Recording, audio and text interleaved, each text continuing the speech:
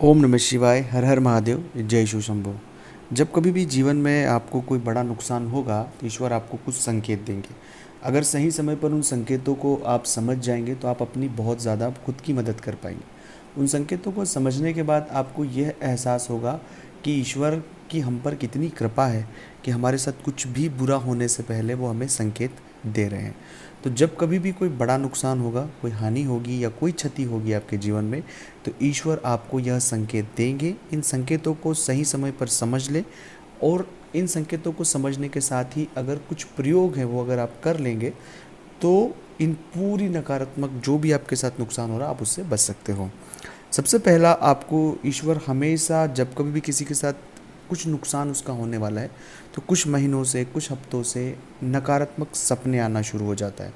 बहुत ज़्यादा नकारात्मक सपने अगर आपको आ रहे हैं तो आपको सावधान हो जाने की आवश्यकता है कि हमें कोई नुकसान होने वाला है। उसमें सपनों में इस तरह के नुकसान होते देखना, क्षति पहुंचते देखना, बहुत ज़्यादा चीज़ें, बहुत नकारात्मक सपने आना, और एक दो बार आए तो सामान्य प्रतिक्रिया है, लेकिन अगर बार बार आ रहे हैं तो वहाँ पर क्वेश्चन मार्क है, वहाँ पर हमें सावधान हो जाने की आवश्यकता है।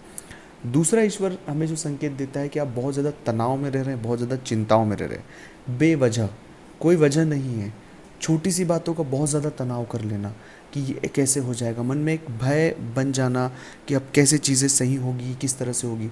हमारा ऐसा स्वभाव नहीं है सामान्य तौर पर, लेकिन हम न जाने क्यों बेवजह बहुत ज़्यादा तनाव, बहुत ज़्यादा सोचने लग गए, ओवर थिंक करने लग गए, और जीवन में चीज़ें जो सही हो रही थी वो धीरे धीरे खराब होती जाएगी। तो ये दूसरा संकेत है जिस संकेत को आपको बहुत डीप समझने की आवश्यकता है। तीसरा, हम अनुशासनहीन हो रहे हैं।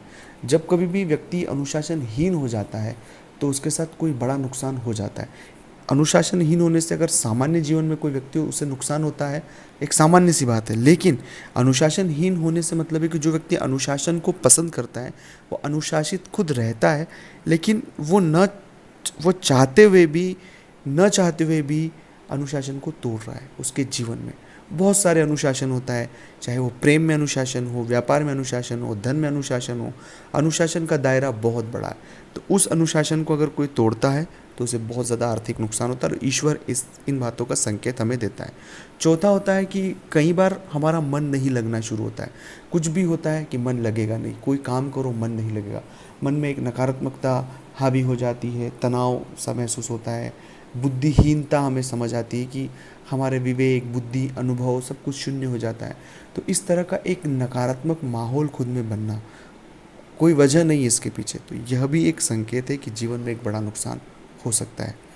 अगला संकेत यह मिलता है कि व्यक्ति नास्तिक हो जाता है, ईश्वर में उसकी आस्था कम हो जाती है, वो भगवान को नहीं मानता है, वो उन तर्कों को ज़्यादा तवज्जो देता है जो ईश्वर के खिलाफ हो।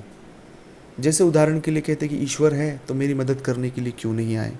तो बहुत सारी बातें हैं, तो ऐसे तर्कों को अपने जीवन में उतार लेता है कि उनके मन से श्रद्धा जो है वो चले जाती है। तो श्रद्धा अपने आप में एक बहुत बड़ी पॉजिटिविटी है, एक सकारात्मकता है, और श्रद्धा की जो ऊर्जा है वो ईश्वर की ऊर्जा है। तो वो उस ऊर्जा से अगर कोई व्यक्ति दूर हो रहा है तो यह समझ जाइएगा कि कोई नुकसान हमें बड़ा होने वाला है। ये सावधान हमें यहाँ रहने की आवश्यकता है। अब ये सभी अगर संकेत आपको मिल रहे हैं और आप चाहते हैं कि इनसे कैसे बचा जाए, तो स्क्रीन पर मेरा नंबर चल रहा है, आप व्हाट्सएप पर अपॉइंटमेंट लें, अपॉइंटमेंट लेकर मुझसे बात करें। उसका फीस शुल्क लागू है। दोस्तों, मिलते हैं अगले वीडियो में। ओम नमः शिवाय। हर हर महादेव।